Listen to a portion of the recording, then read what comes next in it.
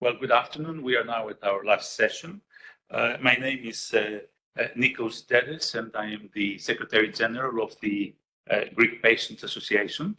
But my original provenance is the HIV. I am the chair of the Association of People Living with HIV in Greece, and I have been formerly the chair of the European AIDS Treatment Group, which is the Pan-European Patient Association. And through that, I had the privilege and the opportunity to meet ECRIN back in 2003 and 4, at a time when it was yet a project supported by the EU.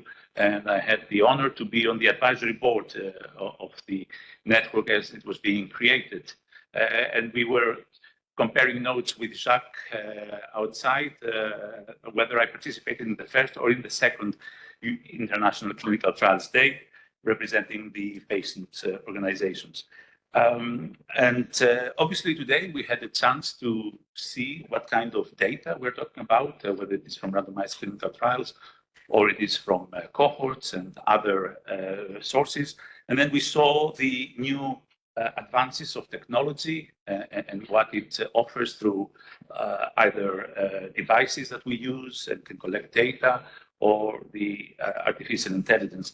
But all of this, of course, is to be used in order to conduct clinical trials and give answers for patients and citizens. Someone said before, we are all, and we will be inevitably patients at one time of our lives.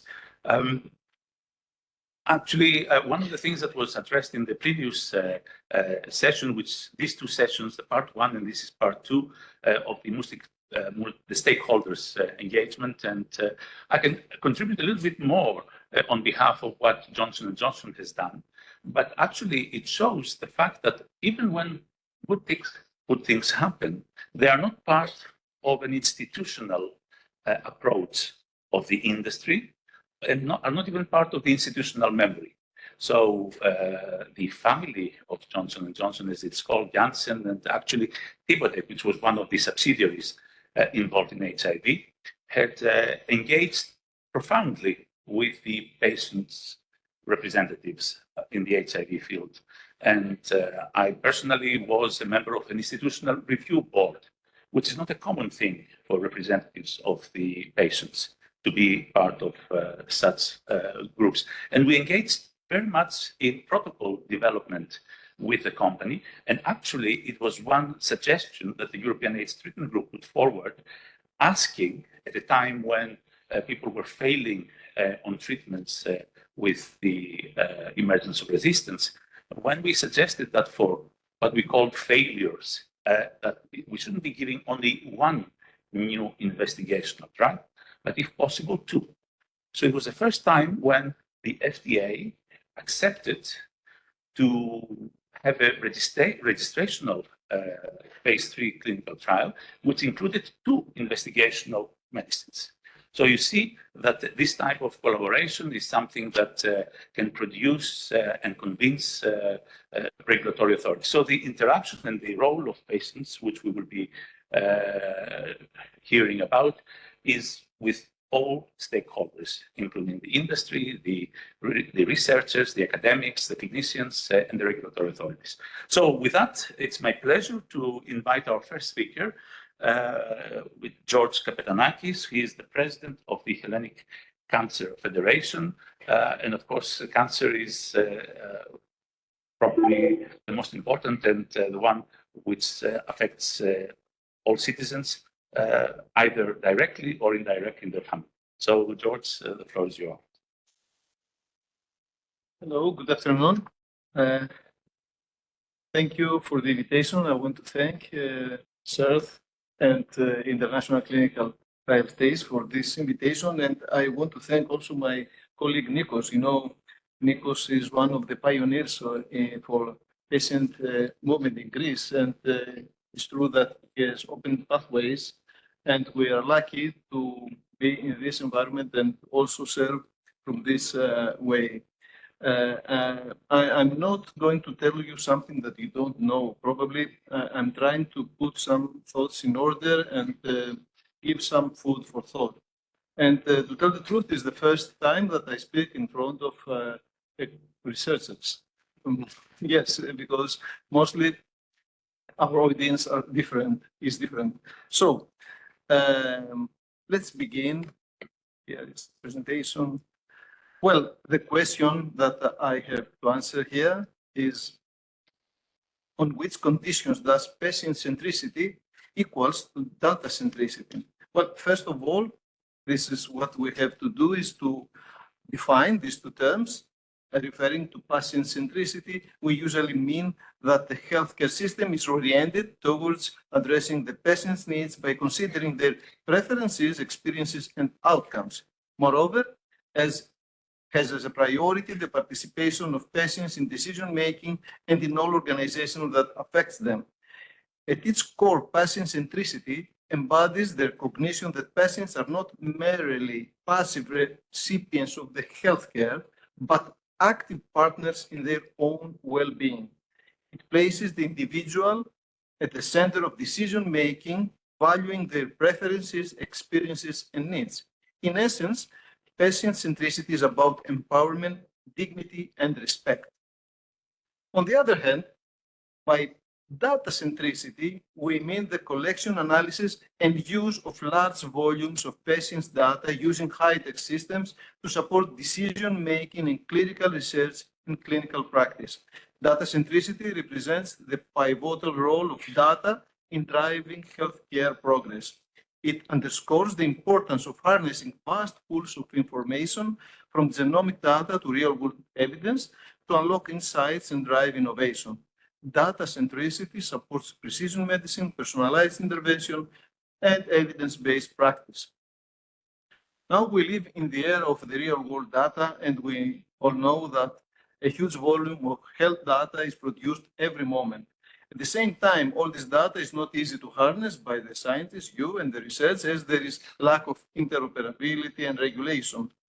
As we heard in the previous session, EHDS is coming to solve this problem and to create a new environment where the data treasure will be the key to unlocking and accelerating many scientific research efforts towards more personalized care. And this is a real necessity, as only some of the EU states have already developed legislation on data secondary use based on GDPR guidelines. Let me share a small short story. I talked with a man who didn't want to be vaccinated against COVID during the pandemic. I explained to him that the possibility of having a side effect was so small that his doubts were out of logic. He told me that the possibilities for the general population were indeed very low, but for the individual that could happen were 100%. So at first glance, it seems that we have a conflict. Data-centric approaches often prioritize statistical significance and broad applicability, potentially overlooking the individual's unique experience and concerns. Additionally, complex data collection methods or technological tools may by mistake create barriers to patients' autonomy and well-being. How can these two different approaches be combined? Are patient centricity and data centricity mutually exclusive, or can they converge synergistically? The answer is somewhere between the way we use the new technologies and ethical considerations, especially regarding the need for data protection legislation. It's obvious that there are several challenges to address, barriers and conflicts to overcome in trying to implement a harmonious coexistence of data centricity and patient centricity. Let's talk about some of them. Well, firstly, ensuring the privacy and security of patient data while facilitating its access for research purposes is a delicate balance. Increased concerns about data breaches and regulatory compliance can prevent the smooth sharing and utilization of data. Secondly, obtaining meaningful informed consent from patients especially for complex datasets and long-time studies, is a significant challenge. Patients may struggle to understand the implications of data sharing or may feel overwhelmed by technical issues leading to potential mistrust or hesitancy to participate. Building and maintaining robust technological infrastructures to support data collection, storage, and analysis requires resources and can be hindered by outdated systems and interoperability issues. A center of excellence on real-world data, real-world evidence that will be responsible for collecting, protecting, and sharing health data has to be a priority, and it is something that the European Health Data Space Regulation presupposes. Fostering interdisciplinary collaboration between stakeholders is essential, but challenging due to differences in language, priorities, and insensitive across disciplines. Broad collaboration based on standard rules can potentially avoid duplications and enhance the research. But what are the fields that the real-world data or real-world evidence benefit the healthcare systems? Of course, we know that there are some examples like benefits for patient care and journey quality. Registries enable monitoring of quality indicators and improve public health. Here we have an example from Sweden, but I go faster. Also, real-world data and real-world evidence benefit clinical research. You know that better than me. And go far. Data resources can help speed up regulatory progress by providing real-world insights into treatments performance.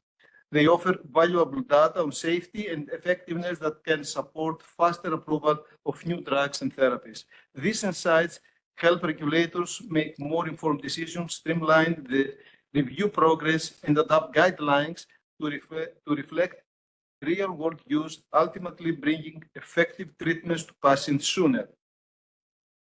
Improvement of the reimbursement process. Of course, I will not take more time here. And another field is benefits on policy making. We also know about that. And as we can see here, there are also societal benefits, as data can drive future policies and decisions. Moreover, they offer insights into how treatments work in diverse populations, leading to better health outcomes and reduced healthcare disparities. This data helps design effective public health initiatives, ensuring that the available resources are used efficiently. From these cases, it's also obvious that there are some barriers to be overcome.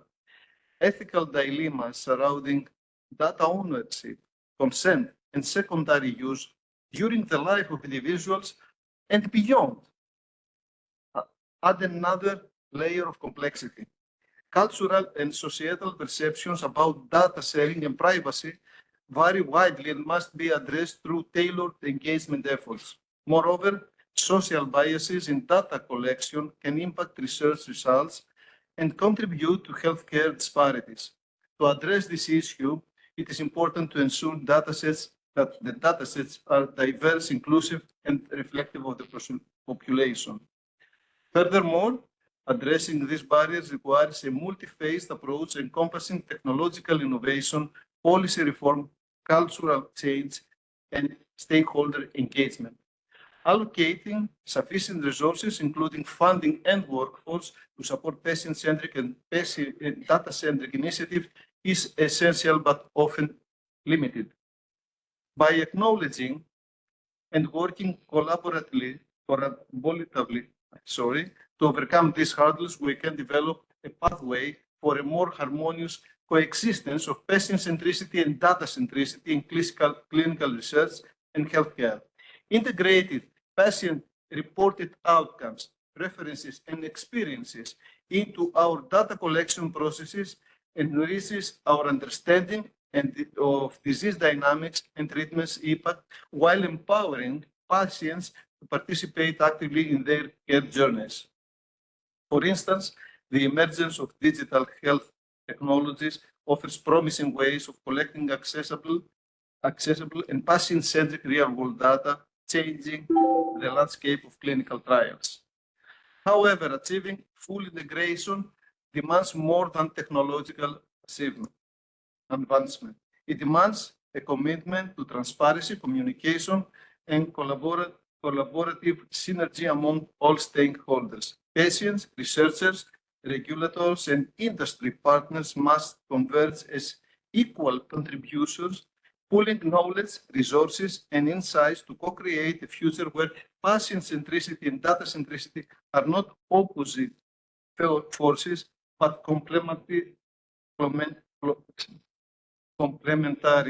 ones that drive transformative progress and innovation.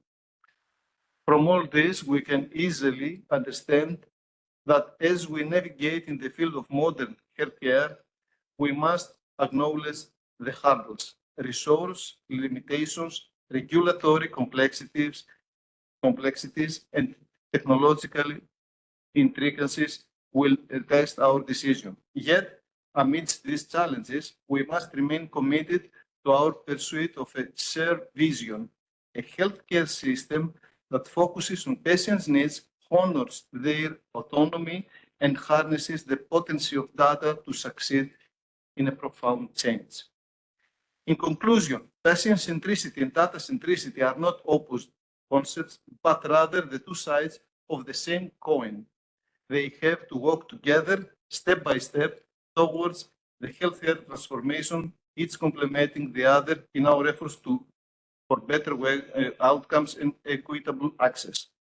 Thank you very much. I'm sorry for my mistakes.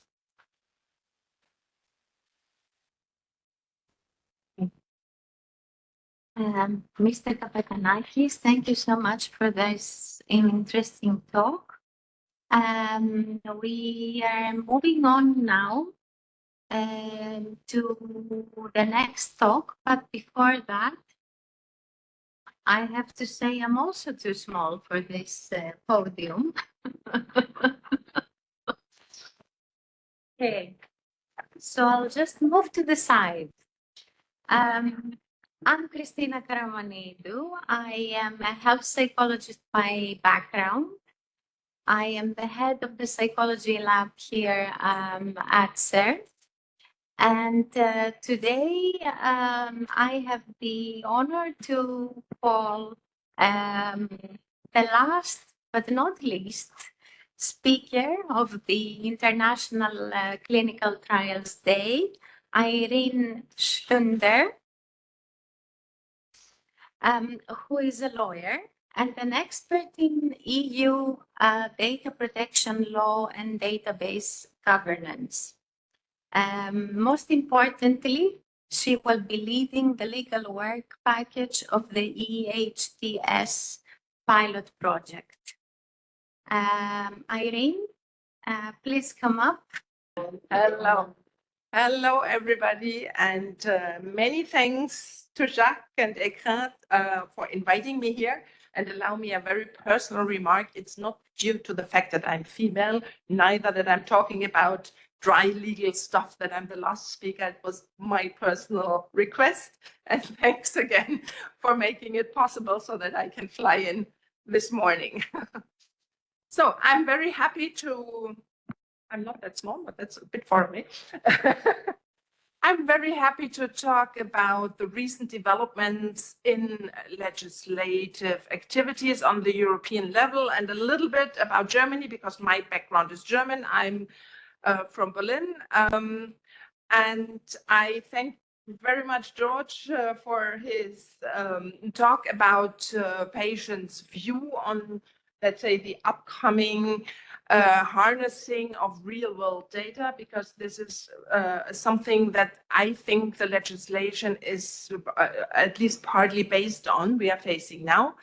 I'm talking here about the upcoming EHTS in the very first place, the European Health Data Space.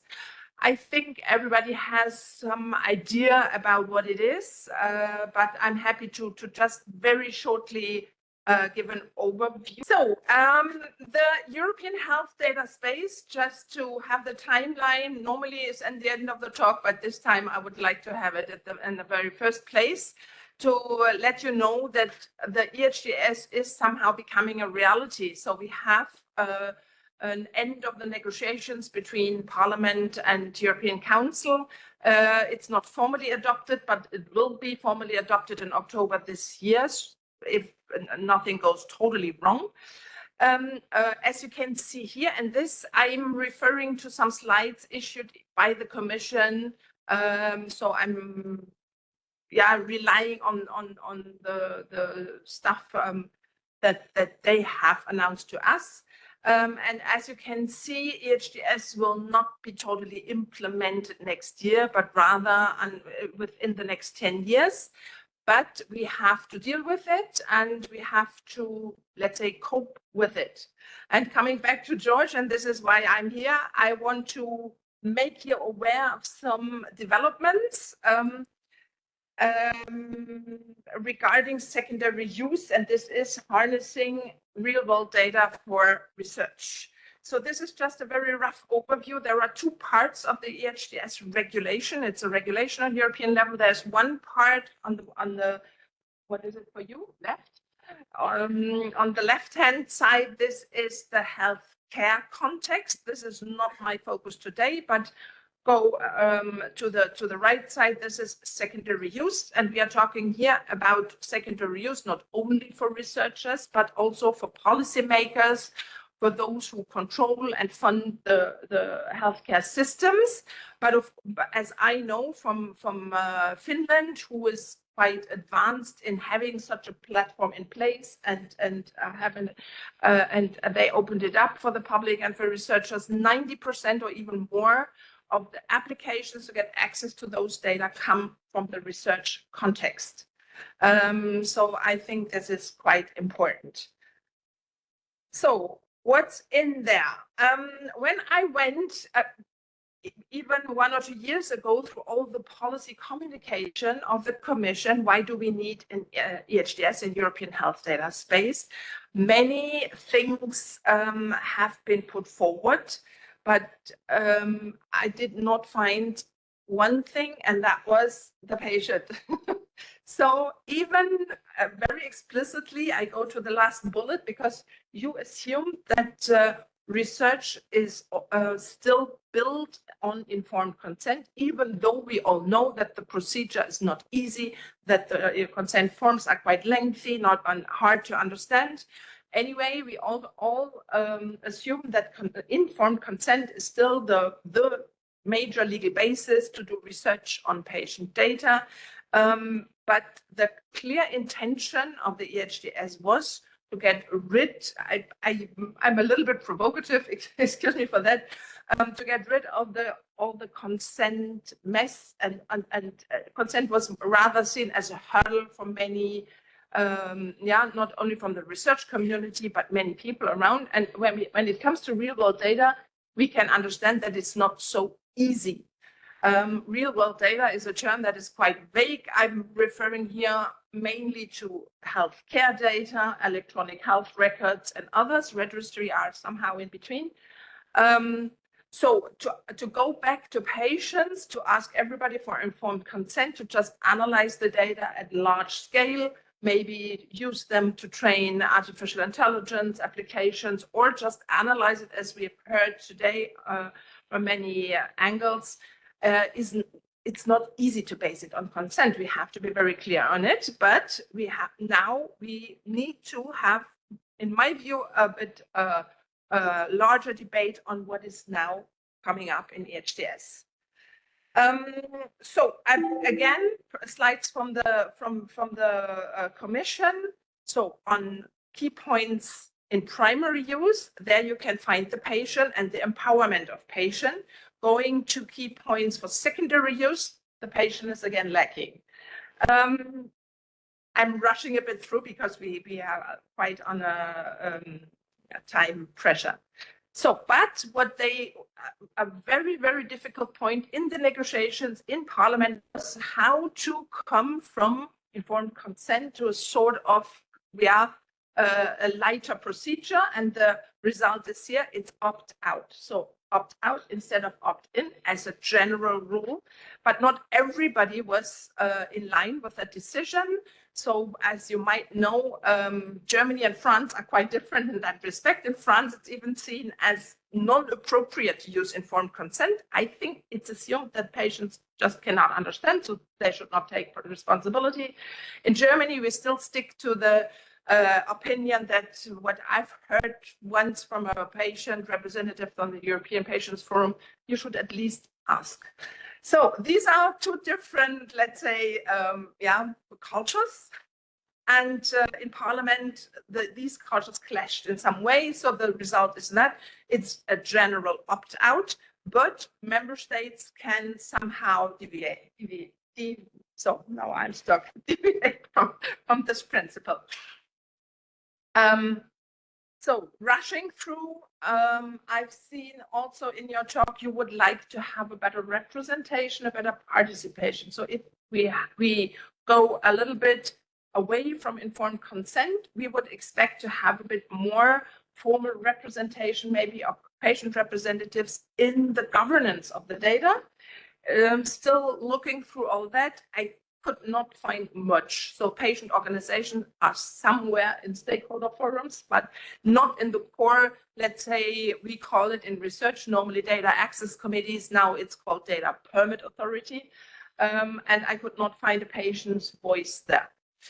I keep it simple. So what is the solution for under the EHDS? And I'm not an EHDS bashing person here. I would like to emphasize that I also think that we can go some different ways. What I find very, very important is what has also come up here. And there's one thing under the EHS regulation that I find, the center of all the work with patients. So that's, I call it transparency portals. So all data permit authorities are at least obliged to have this in place.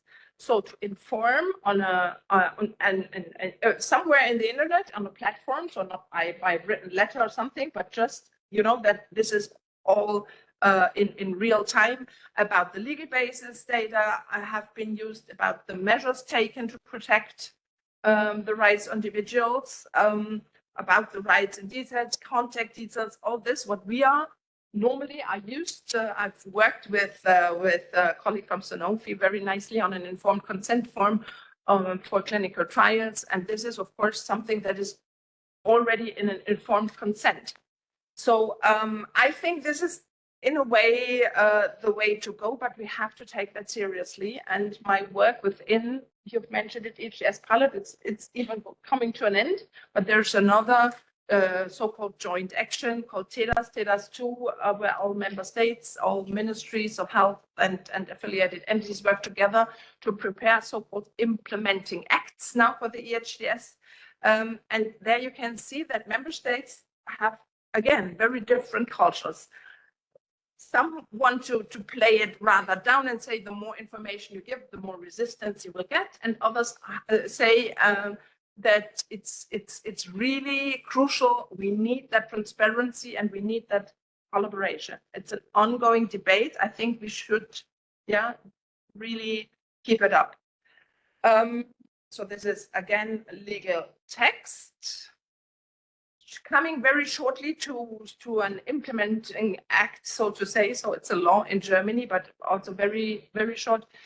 We have a tendency, even in Germany, and Germany is consent country, towards an opt-out system due to that fact that working with real-world data is not easy on the basis of consent. We have a medical informatics initiative in Germany trying to make healthcare data accessible and usable for research purposes, and that's based on a sort of broad consent, and that took 2 years to have such a consent in place, and it's now even not easy to collect the signatures for such a consent. And again, the data protection authorities have started to attack it, and publications have started to attack it, so it's really quite a burden to do so.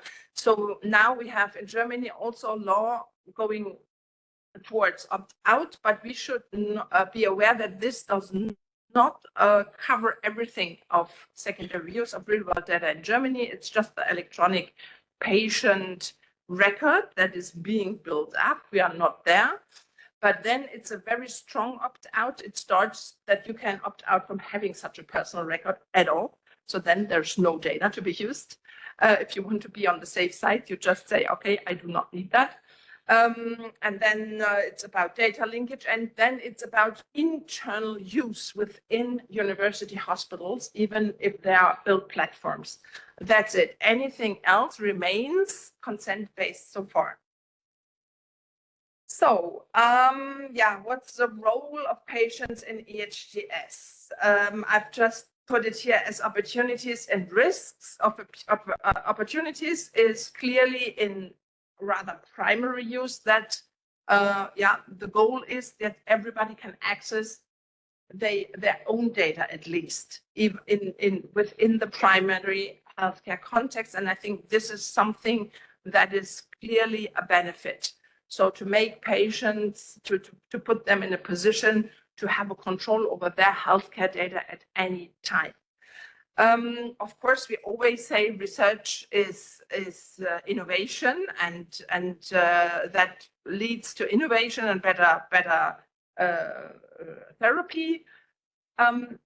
What I would also suggest is, and I'm a fan of any standardization and transparency, could, of course, simplify the process if we do it correctly. And I will show that I call it consent. Mass informed consent has never been, let's say, the gold standard as it has been done in the past. Maybe we agree, maybe we disagree. I'm happy to discuss. What is also there in EHDS is safer data use, because you will not share the data anymore. You cannot have it as a download, but you are you apply for access to data, and then the data permit authority tells the so-called data holder, don't blame me for that terminology, I did not invent it, to put it in a so-called secure processing environment. And it's there to be analyzed. And in that secure processing environment, you can even link data sets so that you get a better information. And then what I also find very positive and innovative is that there are defined prohibited purposes, so that people can be sure that even if there is a misuse, you can again attack the purpose after the data has been misused. And that is something that I wanted, yeah, really to have since quite a bit of time. But risks, I mean, opt-out. What is opt-out? To be honest, there's my very personal opinion. As soon as you take your information obligations very seriously, I do not see many differences between opt-in and opt-out. Just the tick box is different, you know? You inform people, and then there is, would you agree, or would you like to opt out? The difference is not very heavy, but this is something we can also discuss. I think opt-out is a little bit built on the assumption that nobody's aware and nobody's interested, so that you can use it at a large scale and nobody would opt out. I see there's a danger. In Austria, we had the case that even doctors recommended to their patients to opt out from ELGA, so that they had to change the law to take secondary use out for a while. So be never on the safe side. And you refer to the, you know, the COVID and all the conspiracy theories, and then we have social media. So I've been not so sure that that works. And then less information, in my view, is always less transparency, and then more centralization. So it's not the researcher in contact with the patient, but it's a data permit authority somewhere there in the air. So that means that there's less contact to the patient and the access allowing institution. And then, but poor representation. In my view, I would do it otherwise. And then ethics committees thing is totally unresolved. So for discussion, from opt-out to informed participation would be my hope. I don't know if you agree. Back to consent chaos. Yeah, consent was not you know, the thing as we've done it. Many different consent forms, some of them 20 pages long, presented to you a day before you should sign it. I mean, we can, yeah, discuss if that works, and this, if that serves the goal to inform patients really. A shortage, everybody, the clinicians know shortage in stuff to explain all that, to provide the information. Should it be the doctor to provide it? Can it be technical stuff? We all know that. Consent management is a challenge as long as we do not have standards for consent. And yeah, and then we can ask, is consent anyway needed on the other hand? Because if you wanted to exchange with the United States, it becomes a little bit difficult because everybody there would ask you, is it consent-based? So what can we do? Can we, on the other hand, make opt-out work by strengthening individual information rights, transparency, real transparency, maybe such transparency portal, if they are well done and simple language and really informative, you could even manage there your opt-out rights. That would make it much easier, but we always have to think about the real benefits for patients to make it work so that people really go there. We have heard from Nadia, I guess, that those portals from industry for recruitment work as soon as patients have maybe even an interest, they have a condition, they are searching even for a clinical trial, so it's a personal benefit, then they go there. And then better representation and health data access bodies. So these are the concepts. I'm not here to tell you what is the best thing. I would like to hear your opinion. And coming back very shortly to the Swedish registries you have referred to, we had just our national registry days in Berlin last week, and we had one high-ranked professor there from the registry community, and I was a little bit surprised that he told us all the registries in Sweden are voluntary, so consent-based. They have many of them, and we were like, oops, really? So thank you very much. Many thanks. Yes, if you can join us on the panel. I've seen a hand already. Maybe we can go first to you, and then there is a question on the slide. Thank you for the presentations. I have to confess that I am a strong supporter of sort of registering my personal data in public registries, health data. We all want to participate from the healthcare system. And the public is supporting the healthcare system with a lot of money. So I think it's our, we're obliged to support the system. My question is in terms of the opt-out situation. So when people, for example, who are against vaccination, and you mentioned this, are opting out to put their data into a registry on the effect on mortality after vaccination. So then exactly these patients are not in the registry. Isn't this a severe confounder then in this registry? May I? Is it working? Yeah. I put it that way, if I may. So first, I'm not a registry expert, so I'm a little bit reluctant to go into that, how useful the data then are.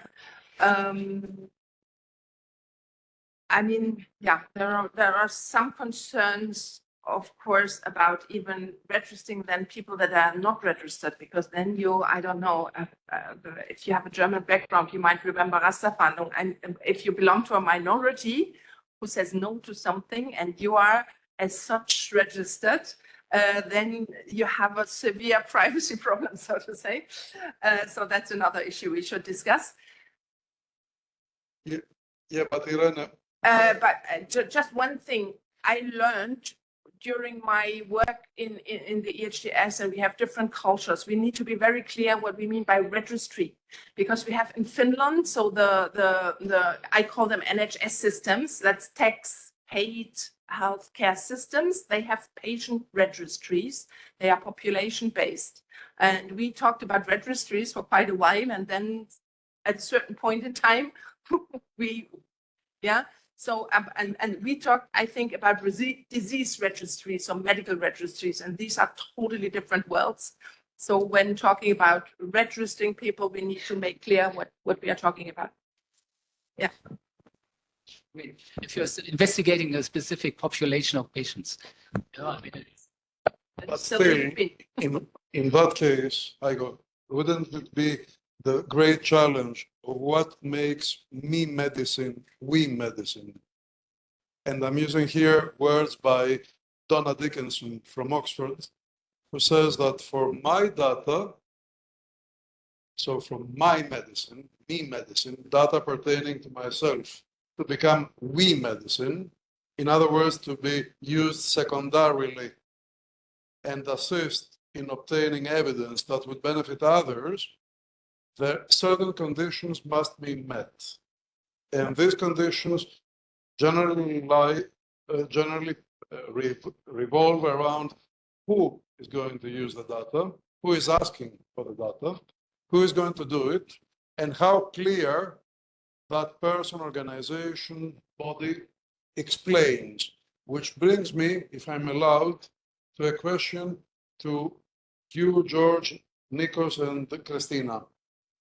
So what are the conditions on which patients, citizens accept? What do you think? Which are the conditions that would make citizens happier to consent to all of that, to opt out? Not opt out.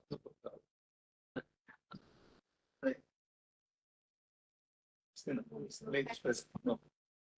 I would say just comprehensibility. That's a major factor, I think. Yeah, please elaborate on that. Because Irene already alluded to, Irene, you said the 20-page consent form. But in this case, it's not about consent forms, it's more generally.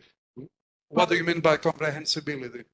Well, health literacy differs among populations, and this is something that's not taken into account. Actually, some of our work here has to do exactly with that, we are trying to get consent forms to be comprehensible by reading age of by people with a reading age of around 12, and without big words, without medical terms that are not explained. And we believe that is something that is a major factor in opting in. George. Well, in addition to what Christina said, I'd like to make an approach. The presentation of Irene is a very good example for me that how the barriers are created. What I mean by that, the lack of representation of the patients in these bodies that are going to be created is the reason for not having the consent we want, because it is not something that creates the trust we want to have between the authorities, wherever you name them, and the citizens. And this is something that also give me the another reason not to prefer opt-out. Okay, I don't trust. So this is something that I believe is very important to all these processes. And this is something that we must focus on, because this is what is the key, the trust between all these systems. So I heard already 3 words: comprehensibility, trust, and I also used, you will allow me to refer to a word I use, which is motivation. What is the motivation behind it? Nikos. So here we have this notion of consent. And if we, the representatives of patients, cannot go out, of citizens as well, of course, cannot go out and explain why we consent, why we are in favor of what you asked. And the people who are reluctant and untrustworthy, I mean, they're not trusting, and say, well, you're not even on the table. You're not taking seriously. So this is what is critical to that the scientists and the clinicians demand that we are there. Now, my position to the question that you raised about, I think that any person who wants to benefit from public health, which is provided for free, consents to the use of their data. Which data? And of course, with full protection of privacy. So if I go to the hospital must be in a position to know, has this individual been vaccinated? And what was the outcome? Has this person died during hospitalization? What was her morbidity? So that we can then use this data for public health reasons. So, I mean, you cannot opt out, as far as I'm concerned, because you can opt out from the whole system. Goodbye. I mean, you cannot come to take because we pay and we want to make sure that actually this vaccine is a problematic one. Maybe you are part of the signal. We want to have pharmacovigilance, so you cannot take out some of the data. And here, of course, raises some legal questions. Yeah, I mean, as you very correctly pointed out, shouldn't we ask ICRIN? Yes, and I will add a question. I mean, can you opt out of the information of your death? Can you say I don't want my death to be reported? I mean, or my endpoint. I have to make one remark. So Germany is a bit different. We don't have a mortality register. German. So we live with some things, obviously, others cannot even imagine. What I would like to say here, and I think this is really due to different cultures. So if you go to Denmark or Finland, you find a huge difference how they trust their government. In Germany, I think a little bit due to history, we do not. So public interest might not mean the same in Germany than, for example, in France, to be honest. And second, it's in Germany, I think in Switzerland it's the same, in Austria and in other countries. We do not have the feeling that treatment is without pay, because we pay our insurance rate, it's social security, but the rate raises if the health system is too costly, so people will feel it. So you will not convince many people, I think, at least in our culture, by saying, you get everything for free, so you pay with your data. That doesn't work. You need to rather call on people are research friendly, I think, and you've put it correctly and nicely. We want our data to be used, but we want to have a say in how. That's it. Yeah, so in relation to this and to what you said about, sorry. So I'm Hela Matea, I'm the legal manager of ECRIN. So I tend to agree with you, Irene, that it's a cultural issue. And I think in France, we never be able to adopt this type of, legislation where it's possible for people to completely opt out, because we have this public interest basis where, which allows us to use, to use medical data, for instance, case of pandemics, etc.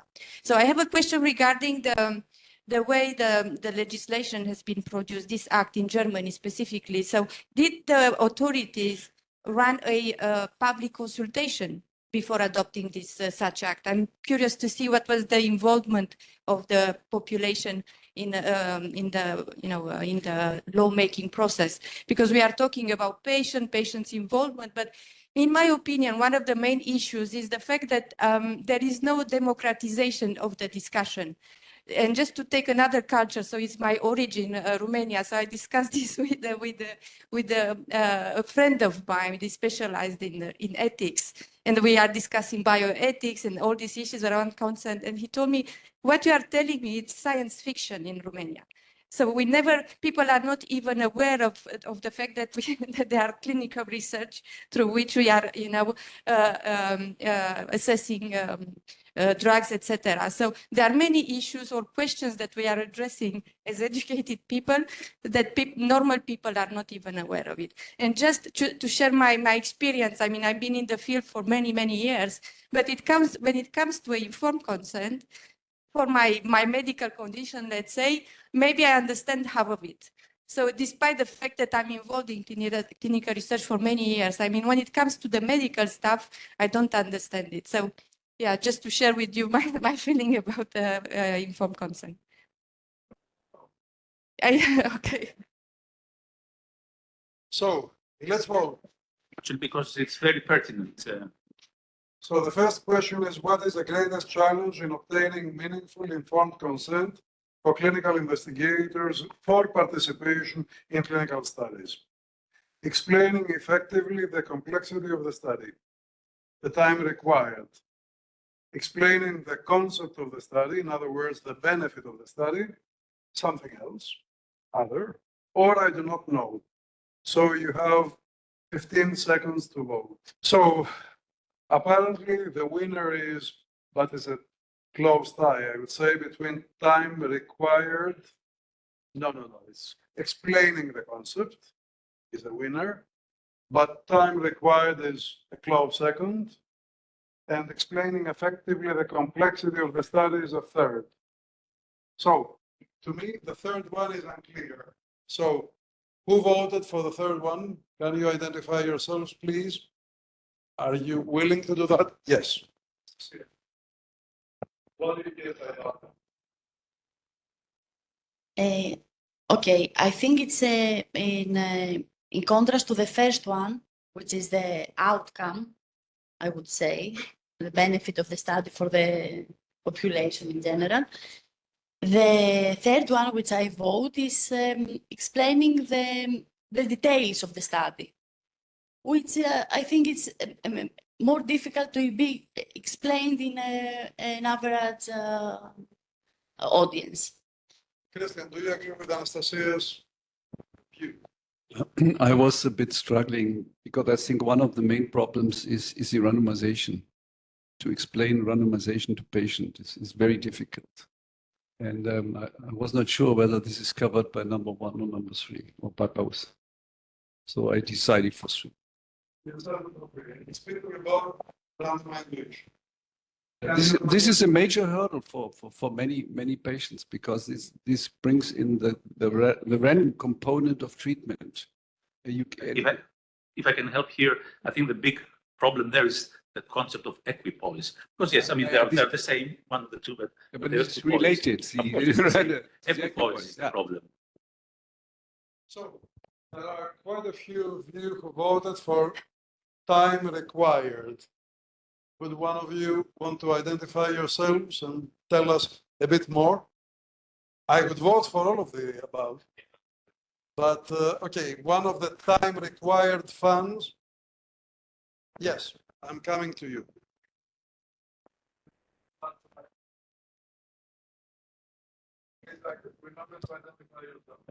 Marta del Alamo from ECRIN.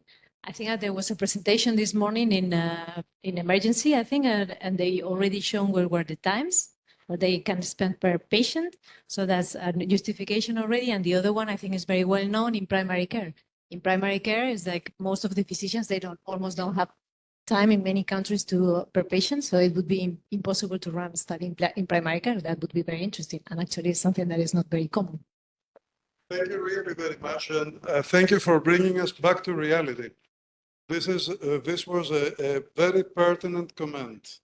To the physicians in the room, I think it's really common knowledge that the time allocated for every patient, particularly in a tax-paid supported system and then a national health system, is becoming increasingly smaller and smaller and smaller. So, Christina, are there ways to improve on that? Yes, there would be ways. I have to say this tentatively. I don't want the physicians in the room to sort of object to what I'm going to say. However, I think some communication skills training can actually make the communication more effective and more time efficient. Can you give a very practical example from your experience? Can Right. you share with us what you are doing in the European Hematology Association? Well, in the European Hematology Association, we've got communication skills sessions every year now for 4 years. And so we are teaching physicians by role playing and by structured examples exactly how to use skills. So one very practical skill is to structure the conversation through very directed questions. For example, what's troubling you today? And just, prioritizing what the problem is and finishing with a summary. In fact, what we've done today is discussed this. I'm directing you to this person. You're having this exam, and next time we'll discuss whatever else is troubling you. So actually, I think that one important parameter for an answer to your question, Costas, is that what we need to achieve patient engagement, even for our own decisions, is health literacy. So what is critical is to improve health literacy starting from the school in order to be able to tackle disinformation and misinformation, to make it easier to the questions that we said it was difficult to explain. And I voted for time because I believe that a clinician who takes time to explain either the equipoise or the benefits or the, but this doesn't. Sorry, Nikos, but this doesn't sound convincing to my ears. Increasing health literacy, Yes.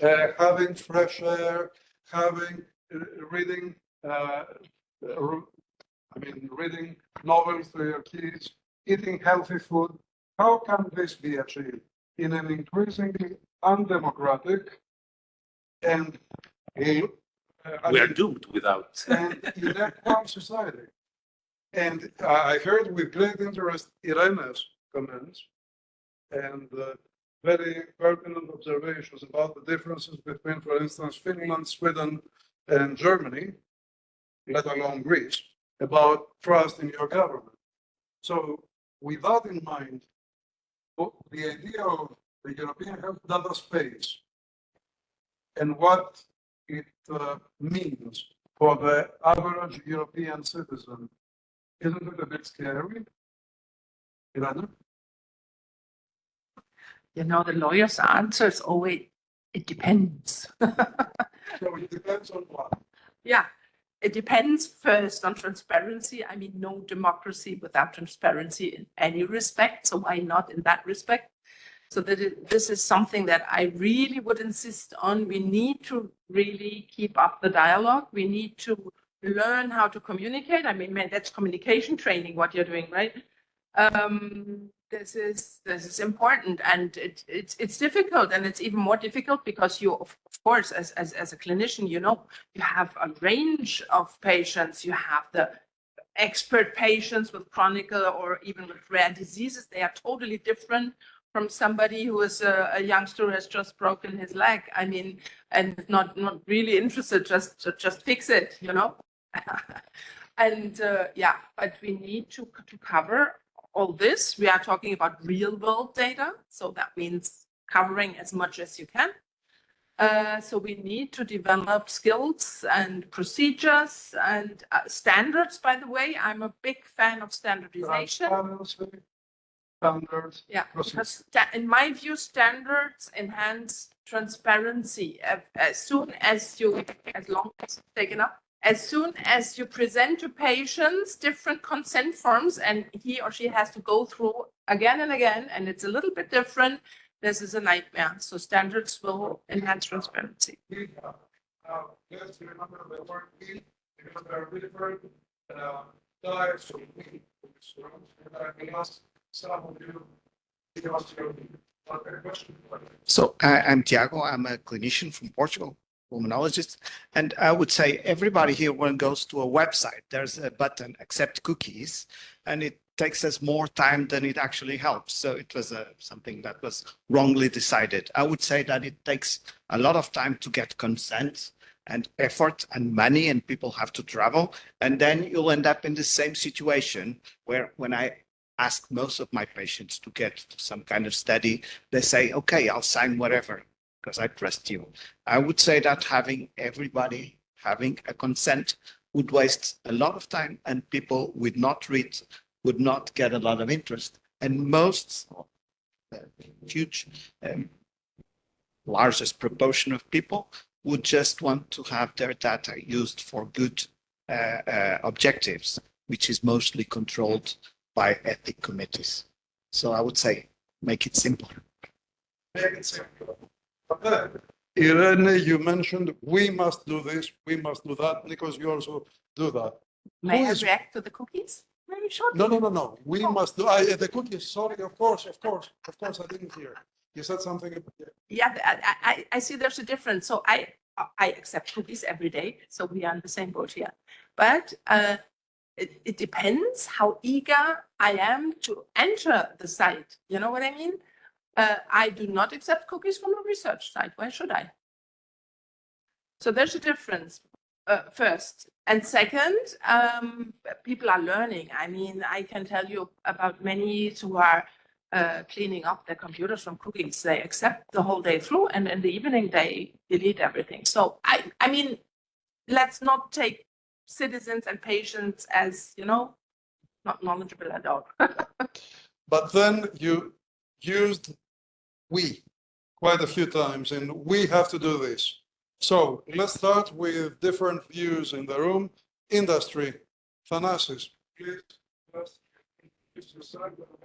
Regarding the question, in the industry, do you think that you can assist all in improving health literacy?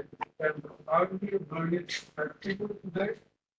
Nas Akallesos, Ros Diagnostics, Greece. I think we are not, as a healthcare industry, we are not so effective.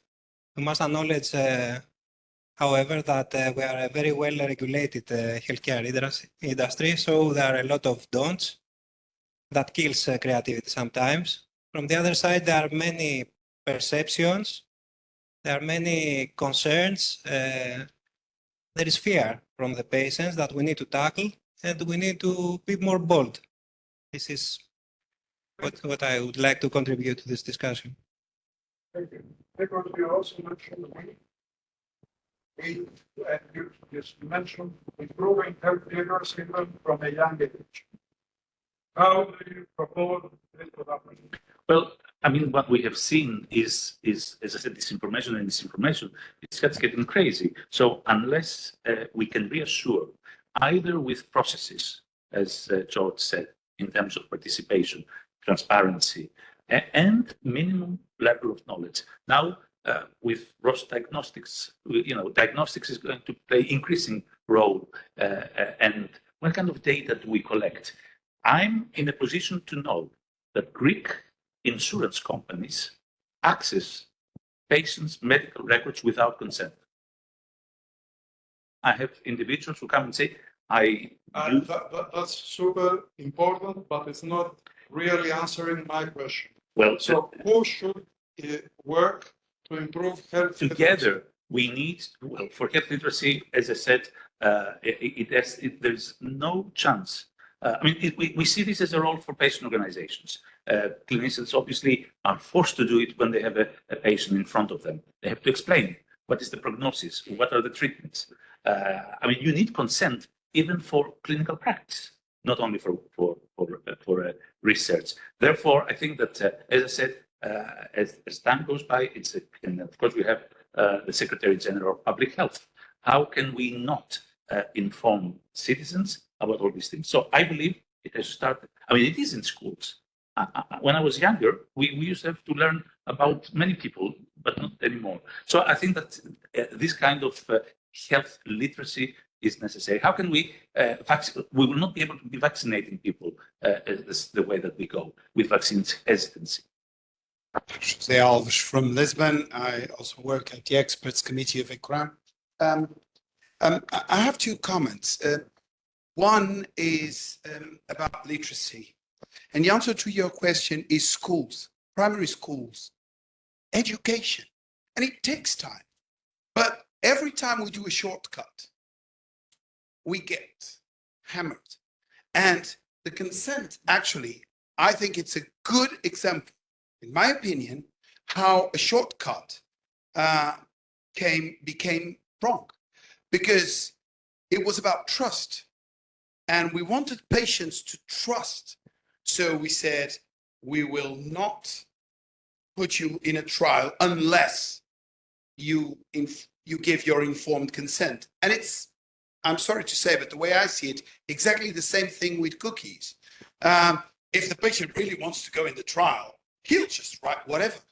If he doesn't, he will just not care. So informed consent, the way it is, does not solve the problem. And it does not solve the problem because it was trying to cut something that should be done properly. Properly means education, properly means in schools. This will take 20 years, yes, but that's the right way to do it. The other aspect has to do with time. As I get older, I believe that we have time for everything. It's just about priorities. And what happens is the administration boards, the directors of hospitals, of health institutions, because what I'm trying to say is when you organize a department, I'm the head of a department. I have patients' clinics every day. I don't have 25 patients a day. I have 50. So what I do is for my department, for those patients that I'm actually seeing and I will see in the future, it's very important that doctors have time to explain to the patients and do research. So 2 doctors once a week are fully dedicated to explain patients and see patients in a research purpose. That means those 2 doctors in that afternoon will not see patients in a clinical setting. Yes, I know. I'm just prioritizing. I think that that allocation of means, of human resources, is more important in the long run than seeing 4 or 5 patients in that day. So this is a decision that directors have to do. And I have to say, one of the problems that we certainly have in Portugal is that intermediate leaders, intermediate directors of structures don't have any power anymore. The director of a department does not decide what is the priority in his department. And then he should answer for his results. And that's what I think. I think that directors should organize things. Either they decide, I can decide I don't want to do clinical research.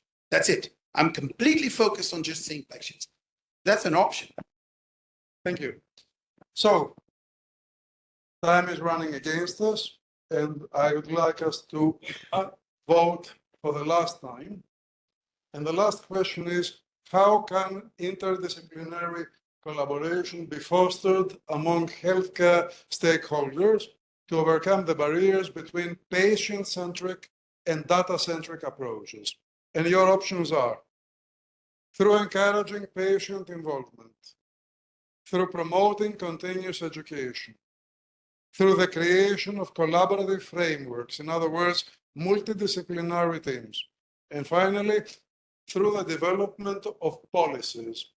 So we end on a high note, create collaborative frameworks, multidisciplinary teams. So we have a clear winner here, and I would like one of you who were with a majority vote to say a bit more on that. So Nadia. And you exercise the most today. Yeah, they're from Sanofi. I am involved in a number of IHIMI projects, and the first project that I've done was a discovery journey where we simply realized that what we are focusing on is only one dot in a very complex system where there is different perspective that needs to be aligned, and that can only happen by putting people into the same room and defining what is our common goals that we're trying to address all together. And for that to happen, having those frameworks where collaboration could take place with an open-minded, open doors, we're not closing to just the clubs, that the one that we know, but really anyone and even people that we have not thought of should be invited into conversations. Thank you, Nadim. So, your 30 seconds each, and we will start with Irene. Your take-home message. But I leave as I came, so to say. So transparency and collaboration is key.